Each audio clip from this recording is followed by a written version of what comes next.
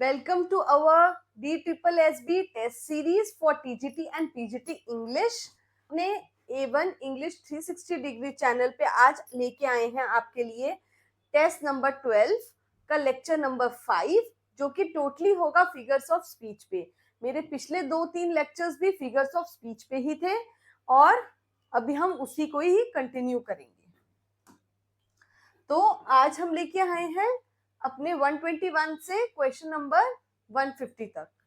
पहला क्वेश्चन है 121, और अगर आपके पहले के 120 क्वेश्चंस मिस हो गए हैं तो आप हमारी ऐप पे जाकर बाकी के क्वेश्चंस भी देख सकते हैं, या फिर हमारे YouTube चैनल पे आप इन क्वेश्चंस को दोबारा से देख सकते हैं।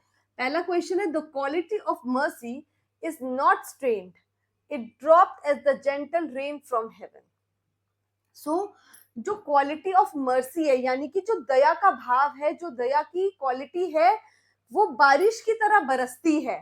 वो बारिश की तरह बरसती है, वो स्ट्रेन्ड नहीं है, एक जगह पे इकट्ठी नहीं है, या फिर एक जगह पे रुकी नहीं हुई। It dropped as the gentle rain from heaven, वो बरस रही है। इसमें कौन सी फिगर ऑफ स्पीच है? ए सर्कमलोक्यूशन, बी एंटीथेसिस, सी सिमिली और डी पर्सोनिफिकेशन। मीनवाइल मैं आपको ये बता देती हूँ, जो ये लाइंस हैं वो ली गई हैं विलियम शेक्सपियर का फेमस प्ले है जिसका नाम क्या है, मर्चेंट ऑफ वेनिस। और मर्चेंट ऑफ वेनिस में ये लाइन बोलता कौन है? ये लाइंस बोलती है पोर्शिया, और किसको बोलती है? शाइलॉक को ये लाइंस बोलती है। शाइलॉक जो एक मनी लेंडर होता है और इसका विलन भी होता है इस प्ले का। तो आंसर बता देते हैं, इसका आंसर होगा बेटा सिमिली, सी। बिकॉज सिमिली क्यों होगा? इधर यूज हुआ है एज का, और जहां पे भी सो, एज या लाइक आ जाते हैं वहां पे डायरेक्टली हमें पता है कि सिमिली ही होता है। Next question, question number 122, a statement which may contain 2 or more meanings is an example of which of the following? जिसमें दो बातें निकलती हैं एक स्टेटमेंट में से, एक से ज्यादा, यानी कि दो अगर मीनिंग निकलते हैं तो वो क्या स्टेटमेंट कहलाएगी? ए एंटीथेसिस, बी एम्बिग्युइटी, सी एपोस्ट्रोफे और डी मेटानमी। बेटा एम्बी मीन्स क्या होता है? जो रूट वर्ड है एमबी, उसका मीन्स होता है टू। MB means to. जहां पे एमबी का मतलब है दो, तो वहीं से हम समझ जाएंगे एम्बिग्विटी आंसर होगा इसका, यानी कि ऑप्शन बी। एम्बिग्विटी मीन्स जहां पे एक स्टेटमेंट के दो से या दो से ज्यादा एमबी मीन्स निकलते हैं। Question number 123, allusion is a figure of speech. Allusion एक figure of speech है। A, a synonym of reference, B, a synonym of reference, C, an indirect or passing reference to some event, person, place or artistic work, and D, none of these. Basically बेटा allusion होता है किसी भी बात की तरफ जो है इशारा करना, किसी भी बात की तरफ इंडिकेशन देना, उसको एल्यूजन कहते हैं। It will be option C, an indirect और passing reference to some event, person, place और आर्टिस्टिक वर्क। तो डायरेक्ट कोई बात ना बोल के किसी भी बात को इशारे की तरह बोलना, इनडायरेक्टली बोलना, रेफरेंस की, किसी चीज का रेफरेंस देना, उसको कहते हैं एल्यूजन। 124, the statement namely let not ambition mock their useful toil contains the figure of speech is called, इसमें कौन सी फिगर ऑफ स्पीच है? let not ambition mock their useful toil। क्या ambition किसी का mock कर सकता है? ambition is जो हमारा जो हम बनना चाहते हैं, हमारा डिजायर है, हम बनने की चाह रखते हैं, वो हमारा एम्बिशन, तो क्या वो किसी पे हंस सकता है, मॉक कर सकता है? It is not possible. So let not ambition mock. Ambition के लिए लिखा है मॉक. सो मॉकिंग, मजाक उड़ाना, हंसना, ये सब किसकी फीचर्स हैं, किसके ट्रेट्स हैं? ह्यूमन बींग्स के ट्रेट्स हैं. सो it is answer D, personification. Question 125. A figure of speech in which a comparison is made between two unlike qualities without the use of the word like or as is termed. So, वो figure of speech जिसमें क्या like और as इन words का use नहीं होगा और उसके बाद भी कंपैरिजन होगा. यानी कंपैरिजन तो होगा, but comparison without like, as और सो के बिना कंपैरिजन क्या कहलाएगा? It is one and only metaphor. 126. What is the figure of speech used in the following sentence? He resembles the animal that grows on thistles. So वो direct ये बात नहीं कह रहा कि वो एक एनिमल है, वो डायरेक्टली नहीं कह रहा कि ही इज एन एनिमल. वो इस बात को राउंड अबाउट वे में कह रहा है, या फिर कहे सरकमलोकेटरी वे में कह रहा है. क्या?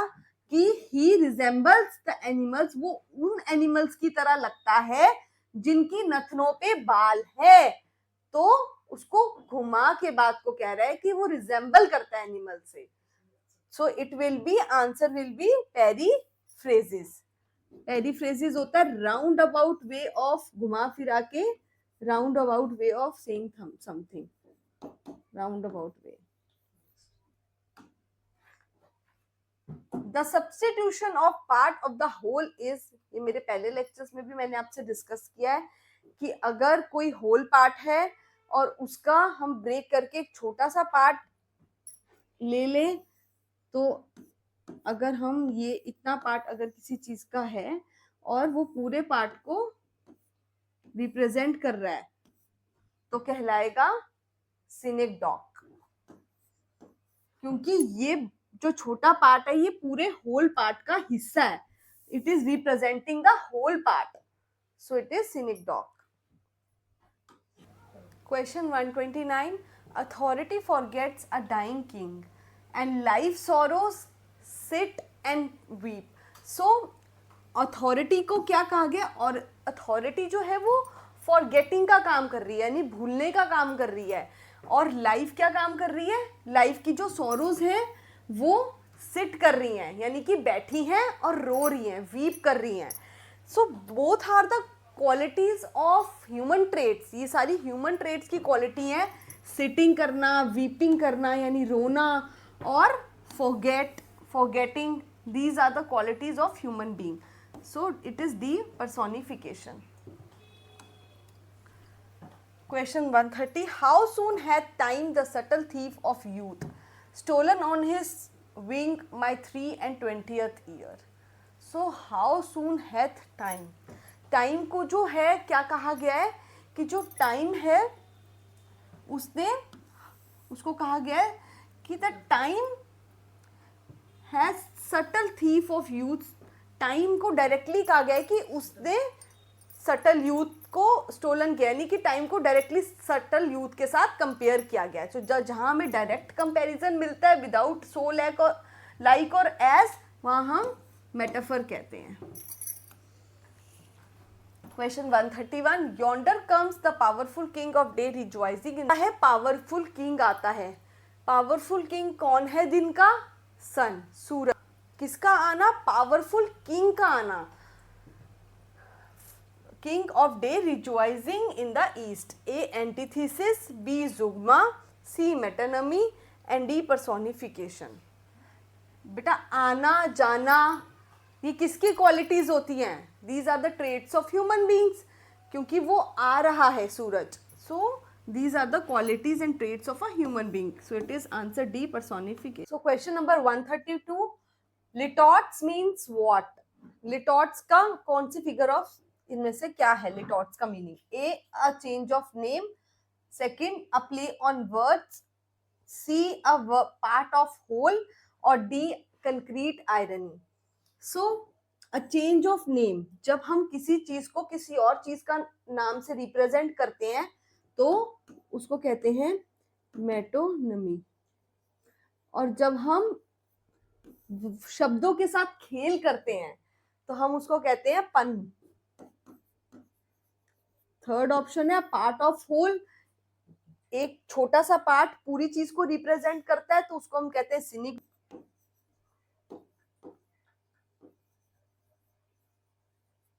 सिनिकडॉग। और लास्ट है कंक्रीट आयरनी हमारे पास। अब जो कंक्रीट आयरनी है ये भी एक तरीके का लिटॉट्स ही है। सो लिटॉट्स में क्या होता है कि जब हम बोलते हैं आई एम नो फूल, तो इसका क्या मतलब होता है कि आई एम नो फूल यानी कि मैं वाइस हूं। तो किसी भी आई एम नो फूल, तो किसी भी क्या कहते हैं एफर्मेटिव सेंटेंस को नेगेटिव सेंस में लिख देना उसको कहते हैं लिटॉट्स। एफर्मेटिव क्या था? आई एम वाइस, और मैंने इसको क्या कर दिया? I am no fool. तो किसी भी एफर्मेटिव सेंटेंस को नेगेटिव वे में लिखना कहलाता है litotes. So answer will be D. 133. Name the figure of speech in the following expression. This sea that bears her bosom to the moon. वो समुद्र जो अपना पूरा आलिंगन करने के लिए तैयार है, किससे मिलने के लिए तैयार है? मून से मिलने के लिए तैयार है पूरी तरह, उस समुद्र की बात हो रही है। तो जो मिलन होता है, this thing is the feature and trait of a human being. So the sea is being personified here. sea को यहाँ personified किया गया है, so it is a personification. और ये लाइन ली कहां से गई है बेटा? ये ली गई है विलियम वर्ड्सवर्थ की पोयम है। और पोयम का क्या नाम है? विलियम वर्ड्सवर्थ की जो पोयम है उसका नाम है the world is too much with us. The world is too much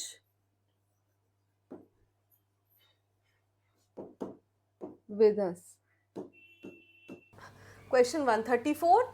Which figure of speech is there in the following expression? The waves thundered on the shore and the moon smiled at the stars. So basically जो waves है वो thunder कर रही हैं, moon smiling दे रहा है at the stars around her. So this is all a part of personification. ये personification है because moon is being personified. moon को क्या किया गया है? personified किया गया है and moon is being smiled. So it is a figure of speech that is personification. Name the figure of speech in the following expression. He is too fond of red tape. वो बहुत fond है red tape का। अब red tape से हम यहाँ क्या समझ रहे हैं? इधर रेड टेप का मतलब है कि वो चीफ बनना चाहता है, क्योंकि रेड टेप यानी कटिंग द रेड थ्रेड। जो भी हम कटिंग सेरेमनी में करते हैं तो वो कौन करता है काम? चीफ करता है। तो हम यहाँ बात रेड टेप की नहीं कर रहे थे, यहाँ हम बात कर रहे थे उस चीफ की जो फंक्शंस पे आते हैं एज अ फेमस पर्सनैलिटी और वो कट करते हैं थ्रेड को, रेड टेप को। सो chief official chief person, he is directly connected to the red tape. So close connection है किसके साथ? red tape के साथ। तो it is a metonymy. Next question 136. Why then O brawling O loving hate? बेटा यहाँ पे हो क्या सकता था? एपोस्ट्रोफे हो सकता था, पर हमने ऑप्शन में चेक करना है पहले कि वो ऑप्शन में जो हम सोच रहे हैं वो है कि नहीं। ऑक्सीमोरन, मेटोनमी, लिटॉट्स, एपिथेट, ऑप्शन में हमारे पास एपोस्ट्रोफे नहीं है। तो इसमें क्या होगा बेटा? इट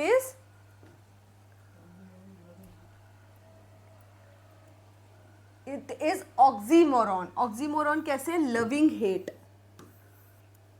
लविंग हेट, यानी हेट यानी नफरत कैसी है, लविंग। तो दोनों ही क्या है, दोनों ही विशेषण हैं और एक साथ रखे गए हैं, दोनों चीज़ें, दोनों क्वालिटीज़ एक साथ रखी गई हैं, लविंग भी और हेट भी। और नियर बाय एक दूसरे के बिल्कुल क्लोज रखे गए हैं और अपोजिट है मतलब में। तो जब दो अपोजिट वर्ड एक साथ रखे जाते हैं और मीनिंग बिल्कुल अपोजिट होता है तो वो कहलाता है oxymoron.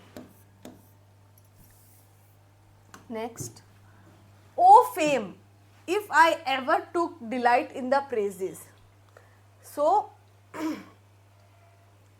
which figure of speech is there? A apostrophe, B metaphor, C anachronism, and D antithesis. O fame, it is apostrophe. It is the sign of apostrophe. So we will go with the option number A. Pluck from the memory a rooted sorrow. So pluck from the memory a rooted sorrow. क्या हम एक memory में से, मतलब एक memory में से rooted sorrow को प्लक कर सकते हैं? It is impossible. बहुत बड़ी बात को बहुत बड़ा चढ़ा के कहा गया है। Pluck from the memory a rooted sorrow. So it is the option B, hyperbole. The holy time is quite as a nun. So जो holy time है, holy time यानी कि अच्छा जो religious time है, it is quite as a nun. So it is the example of, यहाँ पे क्या आया है, as, जब भी so, as या like आ जाए, it is example of simile. So this is simile. Next question, which of the following words are being personified?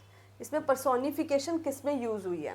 मैंने आपको बताया जहाँ ह्यूमन ट्रेट नजर आए हमें वहाँ पे personification होती है। तो आंसर इज ऑप्शन सी, यानी थर्स्टी अर्थ, क्योंकि अर्थ जो है वो प्यासी है, उसको प्यास लग रही है। And we human beings are always thirsty when we need water. जब हमें पानी की ज़रूरत होती है, हमें गला सूख रहा होता है, तो हम थर्स्टी होते हैं, and it is a human quality. So this is the personification. Identify the figure of speech in the given expression. This is an open secret. Open भी है भाई और सीक्रेट भी है, सीक्रेट भी है और ओपन भी है। इज इट नॉट पॉसिबल कि कोई चीज़ ओपन भी हो और सीक्रेट? तो हमेशा छुपा हुआ होता है, क्लोज्ड होता है हमेशा। जो बात छुपाई जाती है वही सीक्रेट कहलाती है। तो जो चीज़ ओपन भी हो और क्लोज भी हो और दोनों अपोजिट बातें नियर बाय साथ साथ रखी जा रही हैं, तो वो होती है oxymoron. Bye day the frolic and the dance bye night. So bye day the frolic and the dance bye night, यानी कि बातों को क्या किया गया है, पहले सीधा लिखा गया है, फिर उसी बात को उल्टे तरीके से लिखा गया है। By day the frolic and the dance by the night. तो it is a example of chiasmus. Next question, let us never negotiate out of fear but let us never fear to negotiate. So पहले इन्होंने लिखा let us never negotiate out of fear, फिर इसी बात को उल्टा करके लिखा let us never fear to negotiate. So it is just उसी बात को रिवर्स करके लिख देना, यानी कि क्रिस क्रॉस करके लिख देना। It is a example of chiasmus. I enjoyed the kind cruelty of doctor's knife. So I enjoyed the kind cruelty of doctor's knife. Cruelty कैसी है? Cruelty होती है बेदर्दी, जालिम, इस तरीके से चीज़ें, और kindness होती है सॉफ्ट हार्टेड। तो दोनों अपोजिट चीज़ें हैं, एकदम एक दूसरे के क्लोज रखी गई हैं, नियर बाय, और अपोजिट है दोनों का मतलब। तो जब दो अपोजिट मीनिंग के वर्ड्स एक साथ रखे जाते हैं वो कहलाते हैं oxymoron. Lost his temper and his car keys. उसने अपना टेम्पर भी लॉस्ट कर दिया, अपनी कार की कीज भी लॉस्ट कर दी। सो अब क्या है, लॉस्ट वर्ड है लॉस्ट, और लॉस्ट क्या क्या कर दिया उसने, टेम्पर भी और कार की कीज भी। तो एक लॉस्ट वर्ड से दो चीजें कनेक्टेड हैं, यानी कि टेम्पर भी लॉस्ट हुआ और कार की कीज भी लॉस्ट हुई। जब एक वर्ड से दो चीजें कनेक्टेड होती हैं तो वो होता है zeugma. Golden lads and girls almost as chimney sweepers come to dust, यानी सब मिट्टी में मिल जाते हैं, सब खत्म हो जाते हैं, ये हमारा एंड ही यही है। सो बेसिकली गोल्डन लेड्स क्या होते हैं, golden lads rich people, golden जो gold is connected with the richness. So golden lads and girls यानी रिच पीपल जो हैं, जो रिच पीपल हैं या फिर जो पुअर हैं, पुअर कौन है, chimney sweepers, they are connected to poor. ठीक है, ये दो जो पुअर हैं और जो क्या है, जो रिच पीपल हैं, ये सब एक दिन डस्ट में मिल जाएंगे। सो बेसिकली जो है they both will come to dust. अब जो कम है वो किस किस के लिए आया कि सब जो है they will come to dust, कौन कौन, रिच भी और पुअर भी। तो जब एक वर्ड दोनों चीजों के लिए आ जाए, यानी रिच भी है और पुअर भी है, दोनों will come to dust, so it is zeugma. Next है better to reign in hell than to serve in heaven. Famous line from one and only paradise lost. ये हम सबको पता है, मेरी लिटरेचर वाले टॉपिक्स में आप देख सकते हैं। ये लाइन है मिल्टन के फेमस पैराडाइज लॉस्ट से, पैराडाइज लॉस्ट की लाइन है, जिसमें शैतान जो है कहता है, शैतान कि मैं जो है इससे अच्छा है हेल का राजा बन जाऊं, हेवन में गुलामी करने से तो यही अच्छा है कि मैं नरक का राजा बन जाऊं। सो ये हो गया antithesis, because better to reign in hell, hell का उल्टा हेवन, रेन यानी राज करना, इसका उल्टा सर्व करना। तो दोनों बात, दो स्टेटमेंट्स और दोनों के अपोजिट हो गया, क्या हो गया हमारा antithesis. Next 148 new near, you near instead of new year. So हुआ क्या है इसमें, बेसिकली जो फर्स्ट वर्ड है दोनों का, ध्यान से देखिए, जो एन है उसको हमने, जो न्यू ईयर था, न्यू ईयर के एन को लिख दिया वाई की प्लेस पे और y को लिख दिया n की प्लेस में, यानी कि जो न्यू ईयर में यहाँ था इसको मिटा के कर दिया y, और जो यहाँ y था उसको हमने रब करके क्या कर दिया n, तो क्या बन गया ये। तो यानी कि दोनों जो लेटर साथ में नियर बाय रखे गए हैं उनके फर्स्ट वर्ड को एक्सचेंज कर दो तो कहलाएगा स्पूनरिज्म। लास्ट क्वेश्चन, नहीं second last question, the only rule is there are no rules, कि एक ही रूल है कि कोई भी रूल नहीं है। So the statement is paradox, क्योंकि पैराडॉक्स क्यों है, सेल्फ कॉन्ट्राडिक्टरी स्टेटमेंट है। सो और ये सच भी है, it is a truth. Question number 150, never gonna give you up and never gonna let you down. So basically never gonna and never gonna, this phrase is being repeated in both the lines। ये phrase दोनों lines में repeat हो रहा है, never gonna never gonna। और जब एक phrase बार बार हर line के starting में repeat होता है तो उसको कहते हैं anaphora, यानी कि एक ही phrase बार बार repeat होना कहलाएगा anaphora।